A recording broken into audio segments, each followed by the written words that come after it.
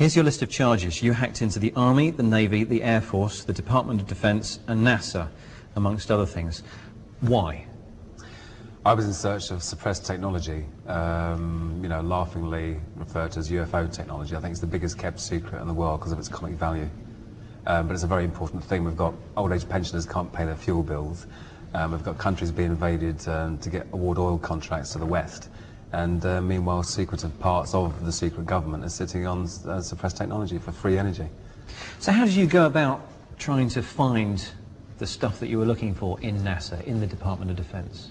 Well, I assumed that although it's part of a secret government project, there must be military ties. I'd read 400 expert witness testimonies, ranging from civilian air traffic controllers through military radar operators, all the way up to guys that were in charge of whether or not to launch nuclear missiles. So it's very credible people. All of these people had said that there are UFOs, they are alien. We're using anti-gravity and reverse engineered technology that came from captured UFO craft. We're using anti-gravity? Yeah. Right now? Who's using anti-gravity? Secret compartmented parts of the government. And I think we're being trickle-fed by the various defence contractors, so that I predict within the next 7 years we will have anti-gravity as a publicly usable phenomena. Okay, so how did you go about hacking into the computers to find what you were looking for? Well, unlike the press would have you believe, it wasn't very clever. I searched for blank passwords. I wrote a tiny Perl script, the Perl language, that tied together other people's programs that searched for blank passwords, so you could scan 65,000 machines in just over 8 minutes. So you went and actually accessed 65,000 machines sitting on, I guess, 65,000 desks in different buildings? No, because all 65,000 aren't necessarily live yet. You might find typically 5,000 might be live, and out of that 500 might be Windows machines, then 50 might have blank administrator passwords, which is a pretty bad ratio for the world's largest military. So you're saying that you found computers which had a high-ranking status, administrator status, yep, which hadn't had their passwords set. They were still set to default. Yeah, precisely. And in some cases it was thousands of machines, because they had an image. Rather than install Windows off a CD at every machine, you blat it onto an image, stick the image in all the machines, and every single machine has a blank local administrator password. So. And you actually eventually took control of one particular machine on a desk somewhere in NASA, is that right? Well, I mean, I had control of every machine that had a blank administrator password, because the door was open. So. And what did you use that to do? I was searching for files and evidence in relation to the UFO question. Okay. Were you the only hacker to make it in, past the slightly lower than expected lines of defence? Yeah, exactly. There were no lines of defence. There was a permanent tendency of foreign hackers. You could run a command when you're on the machine that showed connections from all over the world. Check the IP address to see if it was another military base or whatever, and it wasn't. The General Accounting Office in America has again published another damning report saying that federal security is very, very poor.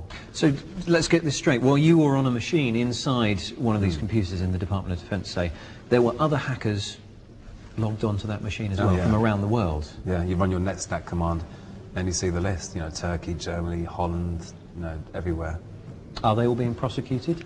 No, because they weren't caught, I'm assuming. I mean, they could have turned out later on to be someone else that's been caught, but not as far as I know. I think that probably, because the security was so poor, it's probably foreign governments. How many times did you go back into this computer within NASA and the Department of Defense? Was it a one-time only? No, I mean, most computers, because I maintained a quiet presence and wasn't running around causing abundant damage, as is claimed. I was back on most computers for as long as it took for me to find out if there was any information on there which would be useful to my research. So how many times do you think you went? Over what kind of period were you hacking into these computers? Was it a one-time only? Was it for the course of a week? A couple of years. And you went unnoticed for a couple of years? Oh yeah, yeah. What if I was, say, a NASA employee and I was walking past the computer that you were connected to, what would I have seen on the screen? Would there be any clues to anyone that was there? Absolutely. That you were there? Yeah, I was using something a bit like PC Anywhere, called Remotely Anywhere, so I could actually see the desktop of the machine I had control of. And if you were walking past there, you would see the mouse move and me, doing whatever I was doing on that desktop. Why weren't you spotted then? I was eventually, and it was at NASA that I was spotted. I even saw the chap's or woman's mouse cursor come down, right-click the local area network icon and choose disconnect, and that was me. So someone basically took the mouse off you, if you like, and in a way, cut the yeah. connection. Yeah. Why did it take 2 years before they caught you? Do you think there was no one there at the computer, or did they... yeah, because I used to be careful about the hours. So you would log on in the middle of the night, say? Yeah, you had to always be juggling like different time zones and stuff. And yeah, you're doing it at night time, so hopefully there's not many people around. But there was one occasion where a network engineer saw me and actually questioned me, and we actually talked to each other via WordPad, which was quite strange. That was very, very strange. What did he say? What did you say? Well, he said, "What are you doing?" Which is a bit, shocking. And I told him I was from military computer security, which he fully believed. And we had a little chat, and he tried to impress me with his virus knowledge and going into a DOS box, a console and stuff. And that was quite strange, talking to someone who's in charge of the place where you shouldn't be, and then not realising that you shouldn't have been there. And I guess that scared you enough to stop you doing it? No. Why? Because I felt like this free energy technology that I was after should be publicly available. I wasn't doing any damage. I was snooping around. I wasn't making their security poorer because the administrator password was already blank, so the door was already open. The only thing I was doing was installing my remote control program, which is commercially off-the-shelf available software, so it shouldn't be a problem either. Did you find what you were looking for? Yeah. Tell us about it. There's a group called the Disclosure Project. They published a book which had 400 expert witnesses ranging from civilian air traffic controllers through military radar operators right up to the chaps that are responsible as to whether or not to launch nuclear missiles. So some very credible, very relied upon people, all saying that yes, there's UFO technology, there's anti-gravity, there's free energy, and it is extraterrestrial in origin, and we've captured spacecraft and reverse engineered it. And these are, very solid, reliable chaps in charge of launching nuclear missiles. So, what did you find inside NASA? One of these people was a NASA photographic expert, and she said that in Building 8 of Johnson Space Center, they regularly airbrushed out images of UFOs from the high-res satellite imagery. And using the same blank password hunting technique, I got down to Building 8, got a few blank passwording machines there, and what she said was there. There was folders called filtered and unfiltered, or processed and raw, or something like that. I got one picture out of the folder, bearing in mind this is a 56K dial-up. So a very slow internet connection. Oh, crikey, yeah, dial-up days. A 235 megabyte picture, and if you're talking 5 minutes a megabyte, obviously impossible to download. Also in a NASA proprietary image format, not a GIF or a JPEG or anything. So using the remote control program, I turned the color down to 4-bit color, the screen resolution really, really low, and even then this picture was still, juddering and coming onto the screen. But what came onto the screen was amazing. It was a culmination of all my efforts. It was a picture of something that definitely wasn't man-made. It was above the Earth's hemisphere. It was kind of looked like a satellite. It was cigar-shaped. It had geodesic domes above, below, to the left, to the right, and both ends of. And although it was a low-resolution picture, it was very close up. This thing was hanging in space. The Earth's hemisphere was visible below it. And no rivets, no seams, none of the stuff associated with normal man-made manufacturing. Is it possible this is an artist's impression? I don't know. No, for me it was it was more than coincidence. This woman had said, this is what happens in this building, in this space center. I went into that building, that space center, and saw exactly that. And the folders were even called unprocessed and processed, or raw and filtered or something, so. Do you have a copy of this? It came down to your machine? No, it came, the graphical remote viewer works frame by frame. It's a Java application. So it's nothing saved on your hard drive, or at least if it is, only one frame at a time might be. So did you get the one frame? Nope. What happened? Well, once I was cut off and my picture disappeared, I was You were actually cut off at the time you were downloading the picture? Yeah, I saw the guy's hand move across. And bear in mind, you're not downloading it, you're viewing it remotely. So in a way it is downloading because the picture's coming from there to yours, but you're not downloading it as a named file to your hard drive. You're viewing it through an application. if I was to go and look for pictures that you've described, I'd make blooming sure that I could record everything that happened on my machine. Was there a way to do that? I think there probably was a screenshot function in Remotely Anywhere, which I didn't use. I mean, I'm sitting there bedazzled, you know, thinking, crikey, this really is looking weirder and weirder the more that comes of it. And also, I thought that I was safe there. I didn't think I'd be caught, you know, 3/4 of the way through of looking at the first picture I'd looked at. And also, I was amazed that it was how she said it would be. So you were cut off while you were looking at this picture. A few months later, you were caught. What happened on that day? National High-Tech Crime Unit knocks on your door early in the morning. I'd been asleep for about an hour, I think. So I was very groggy. You weren't up all night hacking, I was, yes. But fortunately for me, they'd been monitoring me for 3 months beforehand and saw that I wasn't doing damage, that I was snooping around. So it was good in a way. Yeah, that was March 2002, and they said, oh, you might get 6 months or so community service. Next thing I know, November 2002, 6 months has turned into 60 years in an American jail. Why do they think that sentence is suitable for you? They've written some new cybercrime laws, and when I was following my case and following the changes in legislation and even the minute changes made to the legislation, I'm sure my case heavily affected the new cybercrime laws in America. I think